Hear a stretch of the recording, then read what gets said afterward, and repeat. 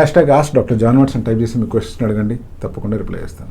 Rakesh Ranjan, sir what is big FUE hair transplant, how it is different from and FUE hair transplant. Rakesh ఏమడుగుతుందంటే big FUE hair transplant అంటే ఏంటి, ఏ రకంగా ఈ big FUE hair transplantation అనేటువంటిది and ఒక FUE hair transplant అనేటువంటిది differ అవుతాయి.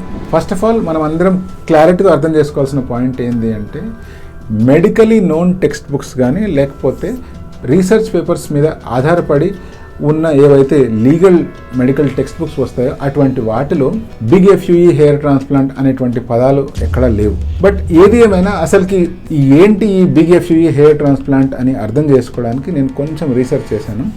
వాటిలో కొన్ని పాయింట్స్ మీకు ఎక్స్ప్లెయిన్ చేస్తాను, మీరే అసెస్ చేసుకోవచ్చు ఇది ఏంటి, దీనికి అండ్ నార్మల్ FUEకి ఏమైనా తేడా ఉందా అని. సో దీంట్లో వీళ్ళు ఏమంటారంటే సెషన్ టైం లైన్, అంటే సర్జరీ జరగడానికి టైం లైన్ అనేటువంటిది 1 to 2 days పడుతుంది, ఈచ్ డే 3000 గ్రాఫ్ట్స్ ఇంప్లాంట్ చేస్తాము అంటారు. సో ఎనీ నార్మల్ సర్జరీలో కూడా ఒకవేళ హెయిర్ ట్రాన్స్ప్లాంటేషన్ చేస్తున్నాము అంటే మొదటి రోజు 3000 నుంచి ఒక 4000 సర్జరీ చేస్తాము. ఇంకొక రోజు కూడా ఒకవేళ ఆ వ్యక్తి స్కాల్ప్లో కానీ బాడీ హెయిర్ ద్వారా కానీ అన్ని గ్రాఫ్ట్స్ తీయగలిగితే డెఫినెట్గా 3000 దగ్గర హెయిర్ ఈజీగా రెండో రోజు కూడా తీసుకోవచ్చు. రెండోది మనం ఎక్స్ట్రాక్ట్ చేసే పంచ్ గురించి మాట్లాడదాం.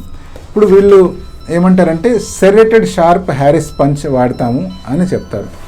సెరేటెడ్ షార్ప్ హ్యారిస్ పంచ్ అంటే ఒక నార్మల్ పంచ్కి కింద సెరేషన్స్ ఉంటాయన్నమాట. అలా సెరేషన్స్ ఉండడం వల్ల షార్ప్గా కట్ అవుతుంది తప్పితే గ్రాఫ్ట్ ఎప్పుడైతే మనం తీస్తామో ఆ గ్రాఫ్ట్లో ప్రత్యేకించి డిఫరెన్స్ ఏం రాదు.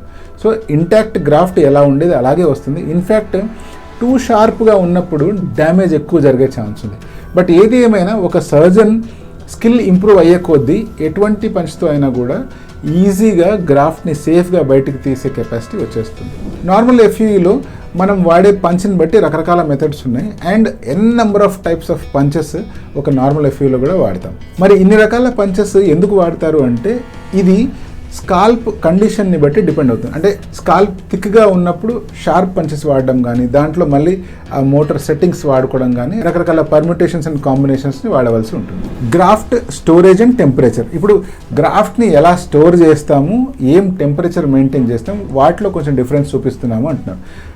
అదేంటంటే గ్రాఫ్ట్ చిల్లర్ వాడతాము అని చెప్తున్నారు అండ్ హైపోథర్మసాల్ సొల్యూషన్ వాడతాము అని చెప్తున్నారు.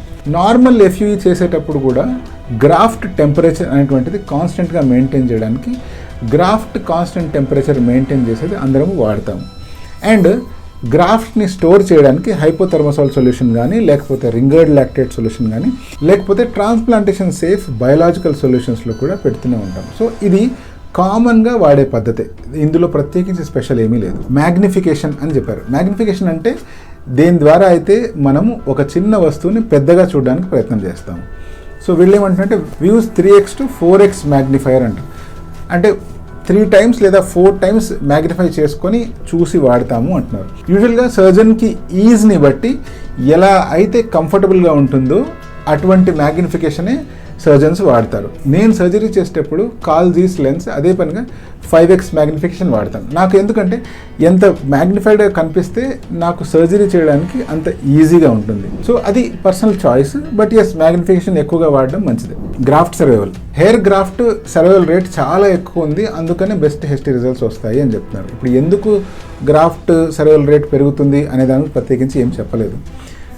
సర్జరీ కనుక మనం ప్రాపర్గా పర్ఫామ్ చేసుకొని అన్ని ప్రికాషన్స్ తీసుకుంటున్నాము, అన్ని జాగ్రత్తలు తీసుకుంటున్నాము అన్నప్పుడు ఆటోమేటిక్గా గ్రాఫ్ట్ సర్వైవల్ పెరుగుతుంది అండ్ తద్వారా రిజల్ట్స్ కూడా చాలా మంచిగా వస్తాయి. ఫైనల్గా గ్రాఫ్ట్ డ్యామేజ్ గురించి మాట్లాడుతున్నారు. ఏమంటారంటే there is nearly 0% damage to grafts as added care and technology is used to ensure maximum results.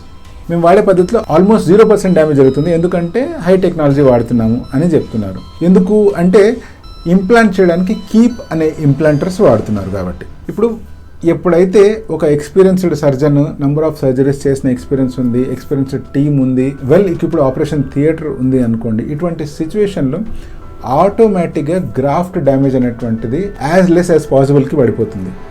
And ఇంప్లాంటేషన్కి రకరకాల మెథడ్స్లో కీప్ ఇంప్లాంటర్ అనేటువంటిది కూడా ఒక మెథడ్. ఈ కీప్ ఇంప్లాంటర్తో సింపుల్గా తీసుకున్న గ్రాఫ్ట్ని ఇంప్లాంటర్తోనే తీసుకొని ఇంప్లాంటర్తోనే ఇంప్లాంట్ చేస్తాం. బట్ అగైన్ ఒక ఫోర్సెప్తో దాన్ని మళ్ళీ లోపలికి పుష్ చేయవలసి ఉంటుంది, అంటే గ్రాఫ్ట్ని లోపలికి పుష్ చేయవలసి ఉంటుంది.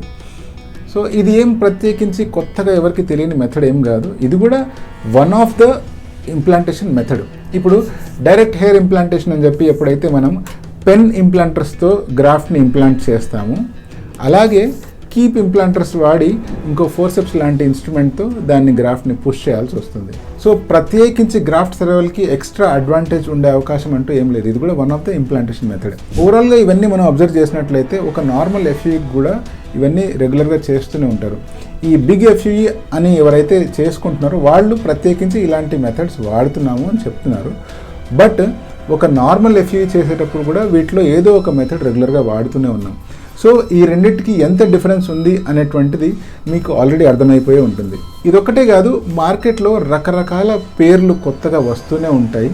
ఇలా వచ్చినప్పుడు మీరు చేయవలసింది ఏంటి అంటే మీ డాక్టర్తో ప్రత్యేకించి ఆ మెథడ్ గురించి క్లారిటీగా కనుక్కోవడం, ఇంకా ఏదైనా కొత్త టెక్నిక్స్ వస్తూ ఉన్నాయి లేదా గ్రాఫ్ట్ సర్వైవల్కి ఇంప్రూవ్ చేయడానికి కానీ హెయిర్ ట్రాన్స్ప్లాంటేషన్ రిజల్ట్స్ గురించి ఇంకా గొప్ప రిజల్ట్స్ వచ్చే అవకాశం ఏదైనా ఉండే టెక్నిక్స్ ఉన్నాయంటే తప్పకుండా నేను అటువంటివన్నీ సర్జరీస్లో ఇంప్లిమెంట్ చేసుకుంటూనే ఉంటాను.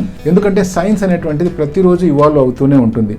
అటువంటప్పుడు ఎవరైతే కొత్త మెథడ్స్ నేర్చుకోకుండా కొత్త మెథడ్స్ని అలవాటు చేసుకోకుండా ఉండిపోతారో వాళ్ళు బెటర్ రిజల్ట్స్ ఇవ్వడంలో వెనకబడిపోతారు. ఇటువంటి న్యూ అడ్వాన్సెస్ గురించి మీకే కనుక డౌట్స్ వస్తున్నాయంటే తప్పకుండా కామెంట్ చేయండి, నేను డెఫినెట్గా ఆన్సర్ చేస్తాను.